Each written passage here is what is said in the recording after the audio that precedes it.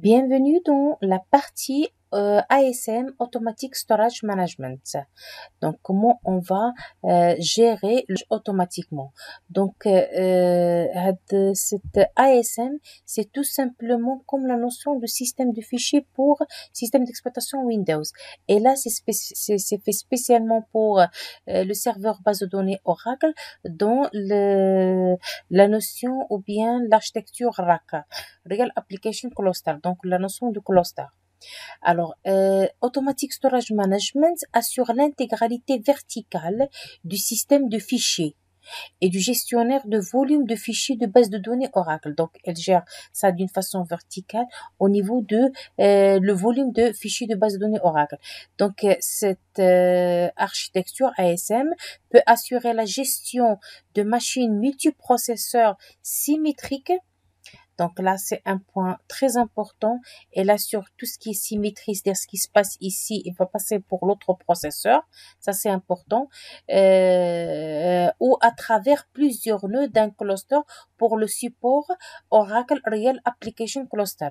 Donc, normalement, pour cette architecture Real Application Cluster, ce type de structure ASM, elle permet d'assurer ce qu'on appelle la notion de symétrie. Tout ce qui se passe au niveau de ce processeur, il va passer de même pour l'autre processeur. Donc, Oracle ASM, c'est une technologie multiplateforme. Ça peut être sur plusieurs plateformes. C'est multiplateforme. Donc, c'est un système de fichiers évolutif et de gestion de stockage qui étend la fonctionnalité ASM pour prendre en charge les fichiers d'application en dehors de la base de données Oracle, tels que, par exemple, tout ce qui est exécuté. Les rapports, les big files, B-files, la vidéo, l'audio, le texte, les images et d'autres devenus des fichiers d'application à usage général. Donc, ASM distribue la charge d'entrée-sortie sur toutes les ressources disponibles afin d'optimiser les performances tout en supprimant le besoin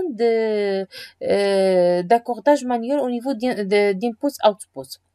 Donc, ASM aide les administrateurs de bases de données à gérer un environnement de base de données dynamique en leur permettant d'augmenter la taille de la base de données sans avoir à fermer la base de données pour ajuster l'allocation de stockage. Donc, on gère donc tant que la base de données est en ligne. Donc, on n'a pas besoin de fermer la base de données pour augmenter la taille. Donc, ASM peut maintenir des copies redondantes. On peut faire des copies memory, des copies redondantes pour fournir la tolérance des défauts. Il peut être construit sur le dessus des mécanismes de stockage.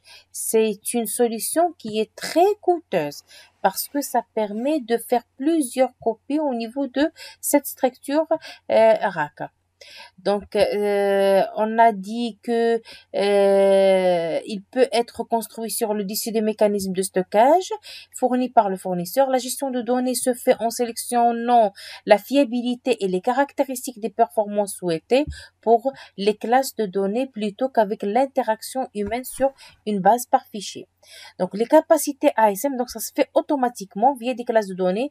Donc, c'est pas à l'administrateur d'intervenir à chaque fois. Donc, les capacités ASM permettent d'économiser le temps d'un administrateur de base de données en automatisant le stockage manuel et en augmentant aussi la capacité de l'administrateur à gérer les bases de données de plus en plus grandes avec une efficacité accrue. Donc là, c'est un peu cher cette solution, mais il gère vraiment une structure multiplateforme et il permet de faire plusieurs redondances. Il gère des fichiers, des gros fichiers, des big data files, des big files plutôt, et des vidéos, ainsi de suite. Donc l'ASM n'élimine aucune fonctionnalité de la base de données existante. Tout ce qui est existant, il va rester. Les bases de données existantes sont en mesure de fonctionner comme elles l'ont toujours fait. De nouveaux fichiers peuvent être créés sous forme de fichiers ASM, tandis que les fichiers existants sont administrés à l'ancienne ou peuvent être migrés vers ASM. Donc, on peut soit migrer vers ASM, soit donc les manager à part. Donc, ce diagramme, qu'est-ce qu'il illustre? Les relations entre un fichier de données de base, de données Oracle et les composants de stockage ASM. Voilà. Un fichier de données Oracle Database a une relation en tête à tête. Donc, Oracle Database, il y a un système fichier-système. ASM, file, donc on a ASM disque groupe, on peut trouver un ou plusieurs. ASM file, on peut trouver un officiel ASM extent. Donc là, il y a la notion ASM pour chaque partie de fichier. C'est pas comme le cas de fichier système qui est normalement pour l'ensemble de database. Ici, pour ASM, il y a un ASM pour chaque structure logique de database. Donc, un fichier de données Oracle Database a une relation en tête à tête avec un fichier stocké sur le système d'exploitation dans un système de fichiers ou un fichier ASM. Alors, un groupe de disques Oracle ASM est une collection d'un ou plusieurs disques Oracle ASM gérés comme une unité logique. Les structures de données d'un groupe de disques sont autonomes en utilisant une partie de l'espace pour les besoins en métadonnées. Les disques Oracle ASM sont les périphériques de stockage fournis en un groupe de disques Oracle ASM et peuvent être des disques physiques ou des cloisons. Chaque disque ASM est divisé en de nombreuses unités d'allocation ASM. La plus petite quantité contiguë d'espace disque que l'ASM alloue, lorsque vous créez un groupe de disques ASM, vous pouvez définir la taille de l'unité d'allocation ASM 1, 2, 4, 8, 16 ou 32, 64 selon le niveau de la compatibilité du groupe de disques. Une ou plusieurs unités d'allocation ASM constituent une mesure ASM. Donc, une mesure Oracle ASM est le stockage brut utilisé pour contenir le contenu d'un fichier Oracle ASM. Un fichier Oracle ASM se compose d'une ou plusieurs étendues de fichiers, des tailles d'étendues variables donc un fichier d'Oracle ASM se compose d'une ou plusieurs fichiers étendus. Donc ici, si on fait une petite comparaison entre Oracle Database Data File normal et l'architecture ASM. Alors là, au niveau de normalement, on a un fichier, système de fichiers pour la base de données Oracle Data File.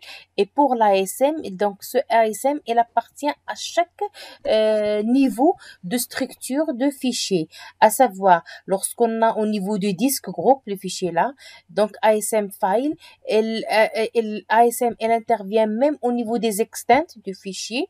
Et elle intervient aussi au niveau des unités, les allocations unités d'extent. On a déjà dit que extent, elle contient un ou plusieurs blocs. Donc, ces allocations d'unités aussi, l'ASM, elle intervient pour chaque niveau de structure de fichier. Alors, interacting with an Oracle database, memory, processes and storage. Alors, cet exemple, il décrit les opérations de base de données Oracle au niveau le plus basique. Il illustre une configuration de base de données Oracle dans laquelle l'utilisateur et le processus serveur associé sont sur des ordinateurs séparés, connectés via un réseau. Alors, une instance a commencé sur un nœud où Oracle Database est installé, souvent appelé le serveur d'hébergement de la base de données.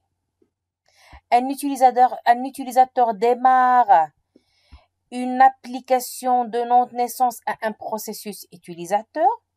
L'application tente d'établir une connexion au niveau du serveur ou une connexion à 3 niveaux à partir d'un niveau intermédiaire. Le serveur gère un listener qui a le gestionnaire Oracle Net Services approprié.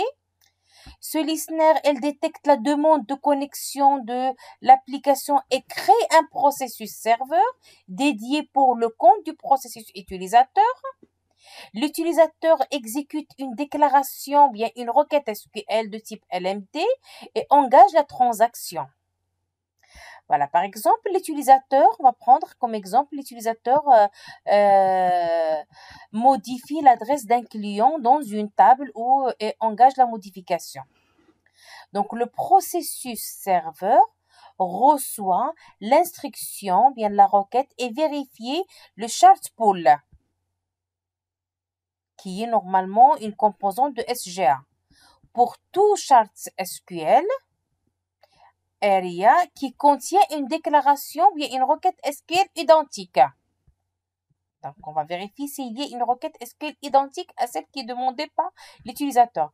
Si la zone chart SQL area est trouvée, le processus serveur vérifie les privilèges d'accès de l'utilisateur. Est-ce que vraiment l'utilisateur a l'accès à cette requête pour avoir ces informations aux données demandées de la zone chart SQL area existante et utilisée pour traiter l'instruction. Si un chart SQL area n'est pas trouvé, une nouvelle zone chart SQL area est allouée à l'énoncé afin qu'elle puisse être analysée et traitée. Bon, si je trouve, c'est bon, je vais être traité. Si je trouve pas, je vais allouer une autre zone SQL area pour analyser et traiter cette requête. Alors, le processus serveur récupère toutes les valeurs de données, toutes les informations nécessaires, soit à partir du fichier de données, tableau, ou valeurs stockées dans le cache tampon de la base de données. Donc, une fois je vérifie la requête, je vais aller vers le cache de tampon de base de données. Le processus serveur modifie les données de la SGA. Étant donné que la transaction est validée, bon, il modifie la donnée parce qu'on est en train d'apporter des modifications sur le database Buffer Cache.